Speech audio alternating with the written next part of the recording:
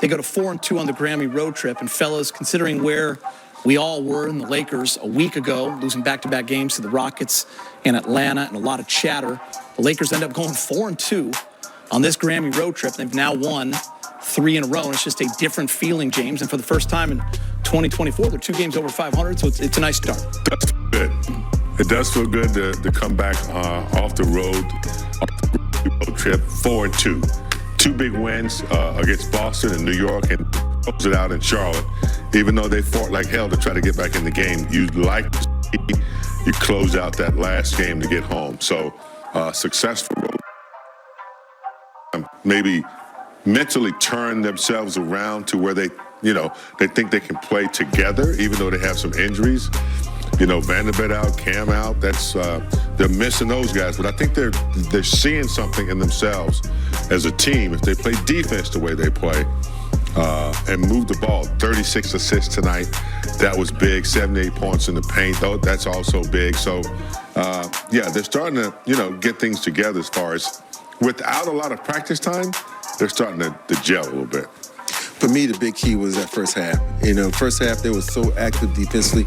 It kind of fell off in the second half due to Bridges and Miller. But I like the fact that they never wavered. They stayed strong. They stayed steady. They kept playing good defense. Even though those guys were knocking down Jays, they still were playing good defense. Sometimes if you take your hat off to guys who can knock down shots, because there was tough shots that Miller and Bridges hit. So overall, this was a successful road trip. The only thing is, you look back, we always do this every year. You're going to look back at one of those games on that back-to-back against 2 of the, not top-tier teams in the league. You got to get one of them. It'd been nice to go. But then again, you had to say, look at the work we put, and we beat that Celtic. Awesome. Beat that Celtic.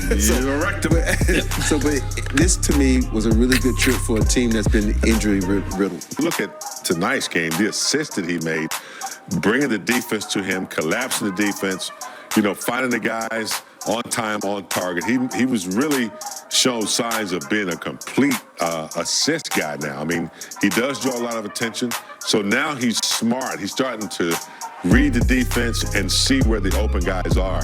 It's just not by accident. He's really done a good job of surveying the court. So, his assist is vital to their offense. For me, when I watch games like this, it's almost like the Lakers players say, okay, we can go out and score.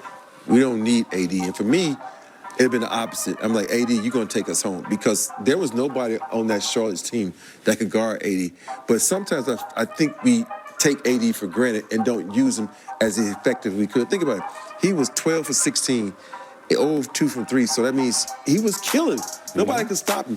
Why not utilize that more so we don't get into a situation like this where we got to fight our butts off to get this win? Because sometimes down the stretch, when you got a hoss, I said hoss, yes, that's like a horse, a hoss, like AD, you go to him in the block and get easy buckets. That way you keep your lead. So to me, sometimes I think he goes underappreciated and not knowing the value of him offensively. We love him a lot on defense, but this guy can flat out score, and we need to use him more. That makes it that much better because he can find the open guy. He can drop dimes to people because he sees the floor, especially on a team that's short like this. He can see over the top and make the easy passes. You know what else, too? Everyone, we've seen this basically since all of January, everyone's doubling him. And I mean, some teams are doubling him so quick the second he touches the ball. So it's opening it up for everybody else. But when he is not as involved and they're kind of doing the wide and he's out, and they're not doing pick and rolls or anything, then then it's more of an ISO style. You got to recognize that. You have to recognize that, maybe he won't get the score, but if he catches it anywhere below the elbow, he's going to get some attention. So, yes, he can score when he gets it, but in a current situation, you want him to touch it because you got to see how the defense is going to react. If they don't react quick enough, he's quick enough, he has enough moves to get to the bucket or score.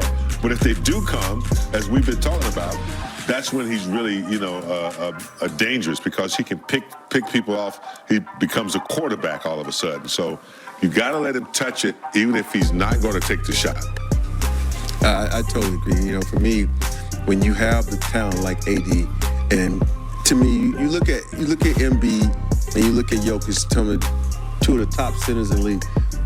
You can't tell me AD is not as good as they got. I think he's better because he's more efficient on the defensive end, that which makes him a little bit better. So why not put him in a situation where he is the focal point of the team, where he's going to make it easy for everybody around him? Because, like I said, he's an awesome passer and a willing passer. Everyone, we've seen this basically since all of January, everyone's doubling him. And I mean, some teams are doubling him so quick the second he touches the ball. So it's opening it up for everybody else. But when he is not as involved and they're kind of doing the wide and he's out, and they're not doing pick and rolls or anything, then it's more of an ISO style.